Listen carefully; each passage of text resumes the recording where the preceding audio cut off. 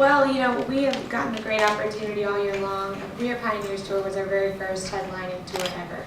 And so that's the set that we've actually assembled today. And we have the cool opportunity every night of walking out on stage and getting to see the fans' faces. And so it's a really neat perspective being up where we are during the sing-alongs and seeing their energy. So today, they're going to see what the world looks like from us. Absolutely. It's interesting when we're up on stage, we're like, we've never actually seen a Band Perry concert from the seats. And on the other side of that, the fans have never, been on stage and experienced what we experienced. So this is kind of a day that they get to do that. But they get to talk to our band and crew and kind of ask them questions. And we had to tell them, keep it under, I think, like 2 minutes. Yeah, our band and they're like, crew, that's not enough time. They were really excited to tell like some road stories. Yes. So we didn't get to vet them before, so who knows what kind of stories are going to come out today. Is there a confidentiality agreement in place? Definitely. Yeah. I think just a huge heart for music. I know it's kind of an old cliche at this point, but music chose us rather than us choosing it. We began when I was 15. Neil was 8 years old and Reed was 10 down in Mobile, Alabama. They had like this adorable miniature rock and roll band, all with bowl cuts, matching bowl cuts. They were playing like Led Zeppelin covers, before they were even teenagers. And I fronted a band of high school boys at my school. And so basically the way that we started working together, their little teeny tiny band would open for me and my guys on the road. And we just traveled together since day one and literally put one foot in front of the other and just never quit. And eventually, they always said, if you play everywhere, if you put your whole heart in every performance, eventually the right people are going to hear you and get to elevate you to the next level. So gratefully, at some point, about a decade later, that happened.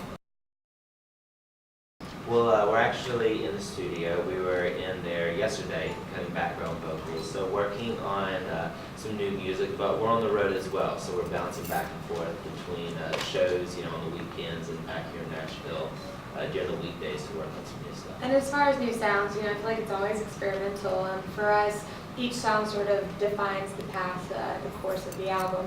And for whatever reason, we always like to focus on the edges first. We kind of like to live out on the edges and then find the center. And we found some really great songs, writing some really great songs for us. Well, I guess We all agree. We Yeah, talk yeah. at the same time. Yeah, I think the way we start an album, we just start writing songs. We look at life and then we write about it. And then after we have a group of songs, then we'll pick the 3 core songs, the songs that we feel would define and make the core of the next album. And then we write around those songs, around the sound of those 3 songs, and around the subject too. So that's kind of where we are at the moment. We're finding those core songs, and then we'll see where it takes us. Well, and I think it's sort of a funny thing. There always is sort of this theme that grows out of a particular album cycle for us. And an album is a snapshot of where you are in life and in your, your music evolution, if you will. And so I feel like those themes are beginning to raise to the surface, and that's always an exciting thing to see. And because we all live in such close quarters, we feel the same things. If one of us is going through something, all 3 of us are. And so I think that those themes sort of circle among the 3 of us.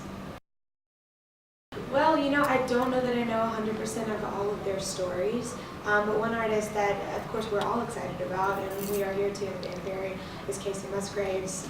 Just really love her sense of lyric and her storytelling sensibility, and just really feel like she's a breath of fresh air for me. Well, and I do know she's been around Nashville a long time, writing and honing her craft, and that's what it takes for any artist to make it in this business, years of perfecting your craft, and it seems like she's really done that well.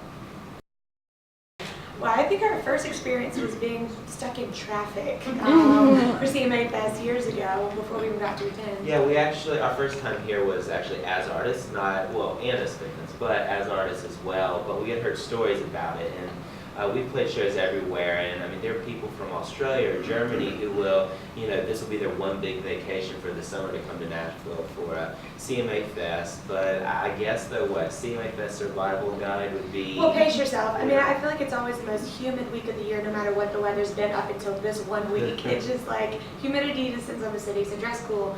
But I also feel like there's a real sense of family during CMA Fest, and both among the fans and the artist community, which is what Nashville is about. It's so fun to talk to people even coming in from New York and LA who are a part of the business, and then just really talk about the familial spirit in this city. And so to me, it's about extending that to the fans on this week and enjoying country music all together. Well, you know, the international stage is one that we adore. We love going overseas to the UK and to mainland Europe as well. I think for us, we enjoy being on stage more than anything else. And what we've noticed from over there is the crowds are rabid. I mean, they just have a great time at our shows. And the first time we went over there, I remember we were nervous because we were like, will they know our songs? Will they understand our accents? But we had the best time. They knew all the words, and so that's what's kept us coming back. I think we've been to Europe now around eight Yeah, times, mainly maybe. the UK, and then of Yeah. course we were pioneers. We got to do a whole month over in Europe. It's Well, hard round to it up to 10 then, come back. Let's do it. Yeah. Let's do it. Yeah, absolutely. We go a couple times a year, so Yeah, can't wait to be we back. appreciate it. No, I do think that awards every cycle, they're like this sort of, hey, good job this past year. You know, it's basically what I feel like an award is saying. And so for us, I think our immediate mindset is always just like, you know, how can we keep winning this award, and how can we continue to work even harder to earn the next one? And especially in all the group categories, always stiff competition. I mean, each artist, you know, has such a unique identity, and so it's almost like you aren't even choosing between artists that all sound the same. It's definitely, hey, what's the flavor of the moment and the taste of the day? And for us, it's just about, okay, how do we buckle down and continue to try and work to earn the next one?